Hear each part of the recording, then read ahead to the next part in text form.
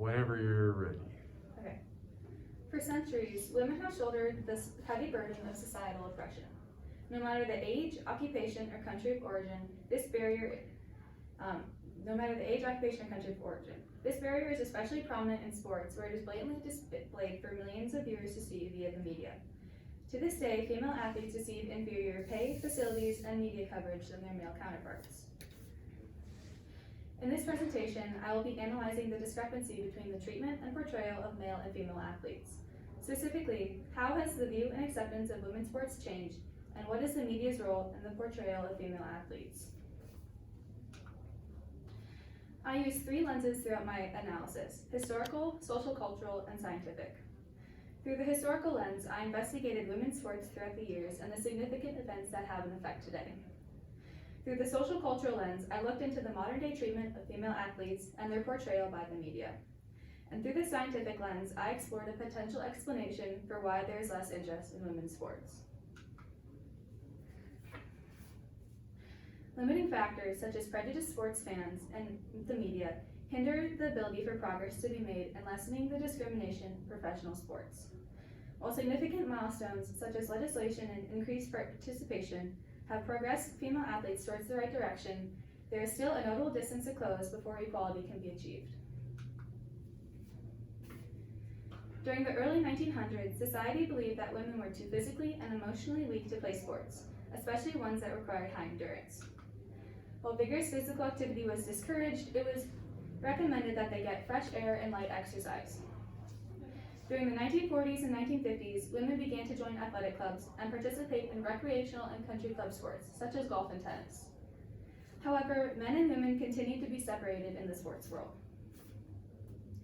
Society's view of women in sports began to change by the 1960s, when female athletes gained more respect and popularity amongst sports fans.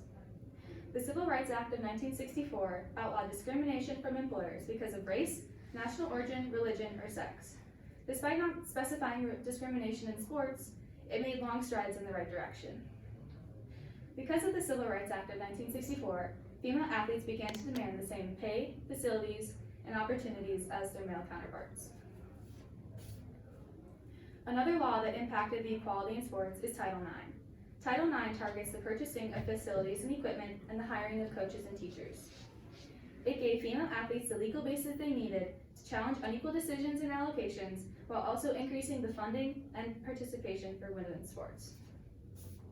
Because of this increase in funding, the number of women and girls participating in sports grew dramatically.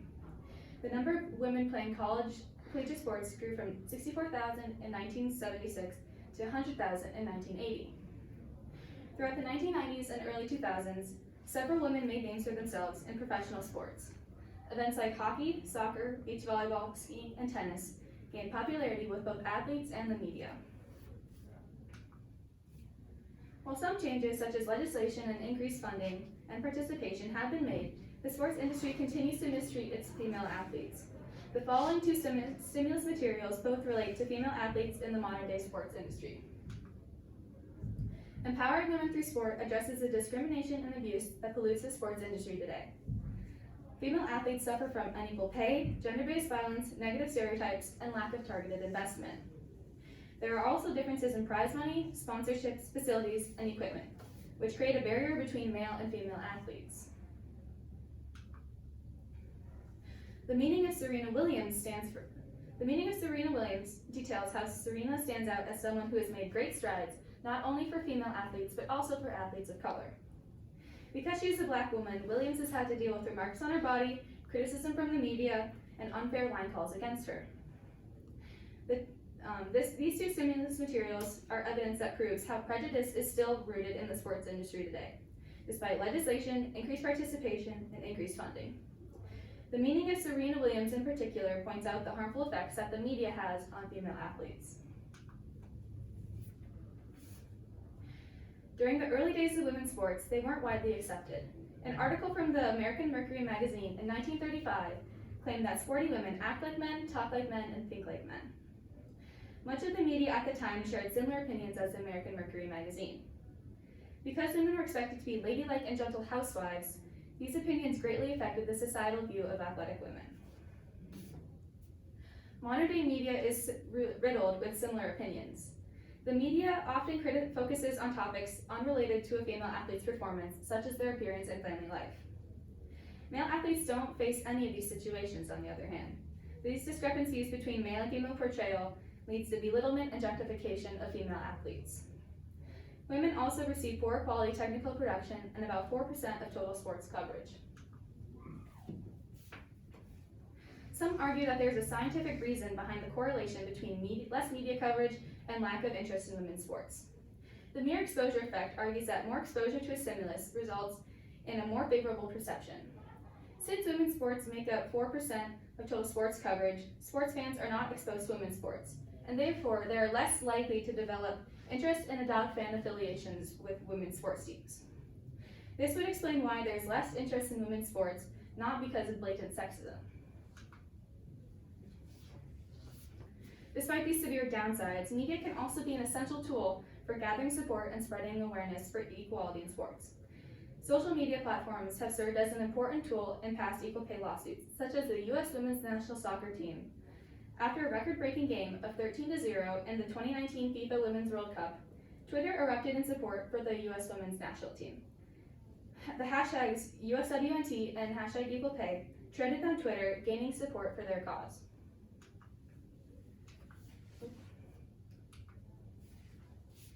As shown throughout this presentation, women's sports have progressed throughout the years, but these changes are still not enough to completely level the playing field. Female athletes are still treated as though they are inferior by the sports industry and the media alike.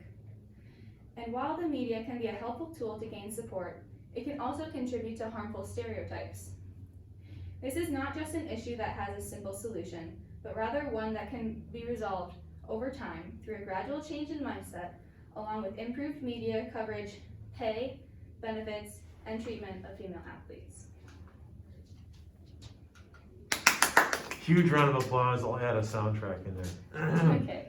Yeah. Clara, how did your research question evolve as you moved through the process? Well, through my preliminary research with the stimulus materials, I knew that I wanted to research sexism in the sports industry. But I was already familiar with the modern day discrimination through the stimulus materials and previous research projects, so I wanted to get a different perspective. And that's why I went with how have women's sports changed, and with the historical lens. But then I soon found out that my question was lacking in terms of diversity of perspectives. Because with only that historical perspective, my research was very monotone and my paper was quite boring, to be frank. And that's why I added, what is the media's role in the portrayal of female athletes? Because it gave me another perspective and it gave my research an argument rather than me just simply restating historical facts. Good, very good, thank you. What are the implications of your findings to the community?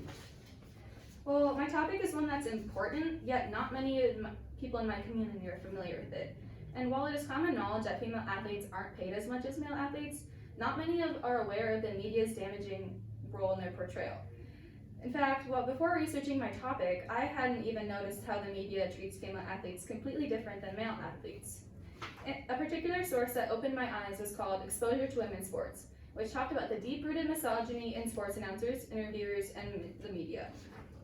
And by using my findings, my community can educate themselves on how misogynistic media affects the portrayal of female athletes. Thank you.